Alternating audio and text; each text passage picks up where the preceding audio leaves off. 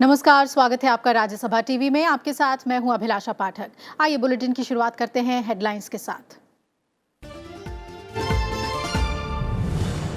जम्मू कश्मीर को विशेष राज्य का दर्जा देने वाला अधिकार खत्म करने से जुड़ा संकल्प और जम्मू कश्मीर पुनर्गठन विधेयक को संसद की मंजूरी। जम्मू कश्मीर में आर्थिक रूप से कमजोर लोगों को 10% आरक्षण का प्रावधान वाला बिल भी लोकसभा से पारित। कल राज्यसभा से मिली थी मंजूरी।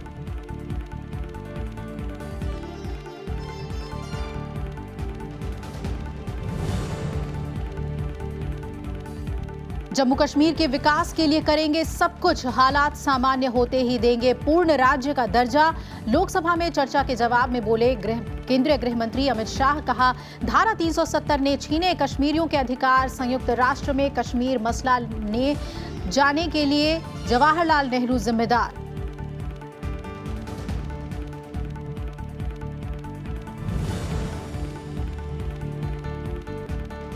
उपभोक्ता संरक्षण विधेयक को संसद की मंजूरी। उपभोक्ता मामलों के मंत्री रामविलास पासवान ने राज्यसभा में कहा, उपभोक्ताओं को नुकसान से बचाने के साथ आसान बनेगी व्यवस्था। बिल में भ्रामक विज्ञापनों के लिए पहली बार मैन्युफैक्चरर या एंडोर्सर पर 10 लाख रुपए तक का जुर्माना और 2 साल तक की कैद का प्रावधान।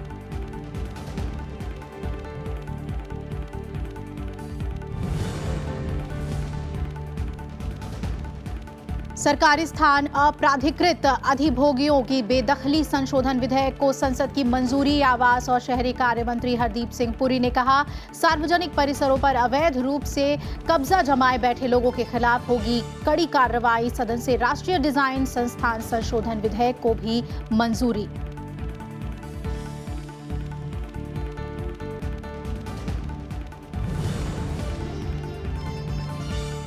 और अयोध्या भूमि विवाद मामले पर सुप्रीम कोर्ट में सुनवाई शुरू। निर्मोही अखाड़ा ने कहा, सैकड़ों सालों से उसके अधिकार में है ढांचा और प्रबंधन के साथ इस पर चाहते हैं अधिकार। मध्यस्थता के जरिए समाधान न होने से प्रधान न्यायाधीश रंजन गोगोई की अध्यक्षता में 5 सदस्यीय संविधान पीठ में सुनवाई।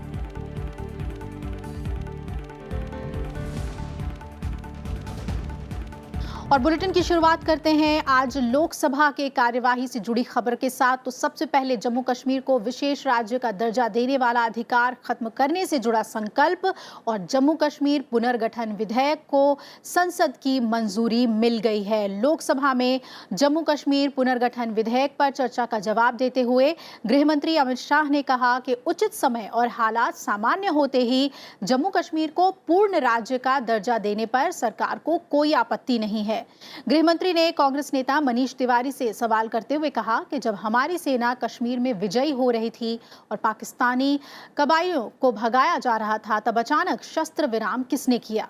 वो भी नेहरू जी ने किया और उन्हीं के कारण आज पीओके है।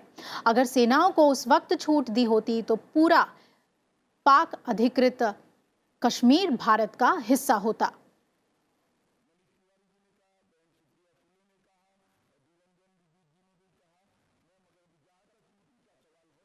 परिस्थिति सामान्य होते ही उचित समय पर पूर्ण राज्य का दर्जा देने में इस सरकार को कोई आपत्ति नहीं।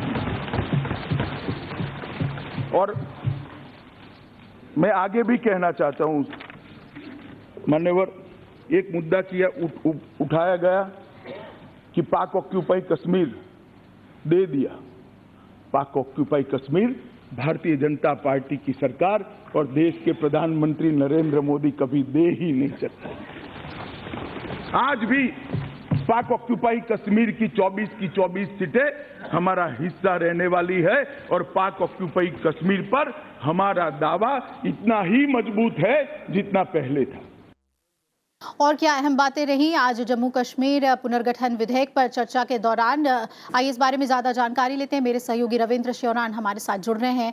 रविंद्र, क्या अहम बातें रही आज लोकसभा में चर्चा के दौरान और खास तौर पर केंद्रीय गृह मंत्री अमित शाह ने क्या कुछ कहा जवाब में? अभिलाषा, आज जिस तरीके से सवेरे जब चर्चा की शुरुआत हुई, उससे पहले गृह मंत्री अमित शाह ने जिस तरीके से अपनी बात रखी और कहा कि जो अभी तक कश्मीर, जम्मू और लद्दाख इलाके के विकास की जो तकलीफें थी, विकास नहीं हो पाने के जो मुख्य कारण थे, उनमें सबसे बड़ा कारण धारा 370 संविधान का अनुच्छेद 370 और 35A रहा है। और इसको अगर ख़त्म किया जा रहा है, आज संसद राज्यसभा कल कर चुकी है और आज अगर लोकसभा इसको ख़त्म करती है, तो उसके बाद एक विकास का नया रास्ता वहाँ के लिए खुल जाएगा, जिसमें कि रोजगार के सृजन होगा, उसके अलावा आतंकवाद का खात्मा होगा, गरीबी भुखमरी से वहाँ के लोगों को आज़ाद किया जा सकेगा।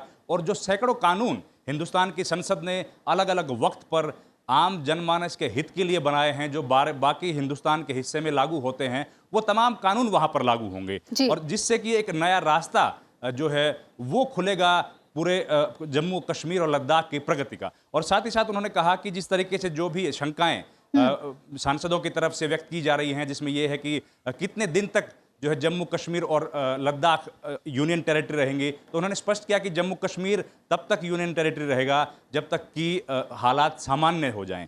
जैसे ही हालात सामान्य होंगे उसके बाद इसको वापस एक राज्य के तौर पर दोबारा से स्थापित कर दिया जाएगा। और साथ ही साथ उन्होंने ये भी स्पष्ट किया है कि धारा 370 सबसे बड़ा कारण रहा है, सबसे बड़ी बाधा रहा है, जिसकी वजह से आतंकवाद जो है उसने लंबे समय तक यहाँ पर सिर उठाया। और उन्होंने गृह मंत्री अमित शाह ने अपने जवाब में कहा कि किस तरीके से 1989 के बाद से हिंदुस्तान के करीब 41,000 जो है सैनिक और सिविलियंस जो हैं वो वहाँ पर मारे गए हैं और ये सब जो है अब धीरे धीरे ख़त्म होगा।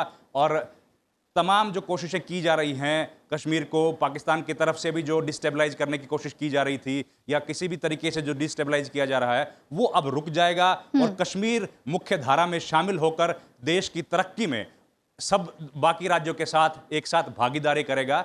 और उन्होंने साफ किया है कि ये हिंदुस्तान का इंटरनल मामला है और जम्मू कश्मीर हिंदुस्तान का अभिन्न हिस्सा है और वो इस धारा के खत्म होने के बाद और मजबूती के साथ तरक्की के रास्ते पर आगे बढ़ेगा। चलिए रविंद्र, बहुत बहुत शुक्रिया आपका विस्तार से हमें जानकारी देने के लिए। लोकसभा में आज जम्मू कश्मीर पुनर्गठन विधेयक के पास होने से जुड़ी हुई अहम बातें जो चर्चा के दौरान सामने आई और ख़ास तौर पर गृह मंत्री अमित शाह ने जो जवाब दिए जम्मू कश्मीर को लेकर कि क्यों 370 जम्मू कश्मीर के विकास में सबसे बड़ा अवरोध बना हुआ था, उसे लेकर शुक्रिया आपका हमारे साथ जुड़ने के लिए रविंद्र। फिलहाल इस बुलेटिन में हमारे साथ इतना ही। आप जुड़े रहिएगा राज्यसभा टीवी के साथ। नमस्कार।